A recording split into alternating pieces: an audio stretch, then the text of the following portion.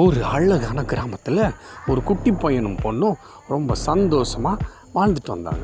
அந்த பையனும் பொண்ணும் ஒரு நாள் தன்னுடைய கிராமத்துலேருந்து தூரமாக இருந்த அந்த மலையை பார்க்கும்போது மலையில் ஏதோ தங்க நிறமாக ஜொலிச்சுக்கிட்டே இருந்துச்சு. உடனே ஆர்வம் தாங்க முடியாமல் அந்த பையனும் பொண்ணும் அந்த மலைக்கு மேலே ஏறி அங்கே என்ன தான் இருக்குது அப்படின்னு பார்க்க போனாங்க. அங்கே பார்த்தா அங்கே ஒரு டிராகன் தங்க முட்டையாக போட்டு வச்சிருந்துச்சு. அதை பார்த்தோன்னே அவங்களுக்கு ரொம்ப பயமும் ஷாக்கும் ஒரே சந்தோஷமும் ஆயிடுச்சு. அதுக்கப்புறம் அந்த பசங்க அந்த டிராகன் கிட்ட மெல்ல பேசி, டிராகன் எங்களுக்கு ஒரு தங்க முட்டை தருவீங்களா அப்படின்னு கேட்டோன்னே அந்த டிராகன் அந்த பசங்களுக்கு ஒரு தங்க முட்டையை கிஃப்டாக கொடுத்துருச்சு.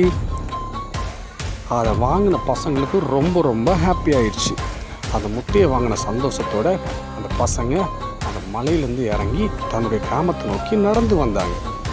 இந்த கதையில் என்ன தெரியுது அப்படின்னா, நம்ம எதுவாக இருந்தாலும் ரொம்ப ஹாப்பியாக ஏற்றுக்கணும்.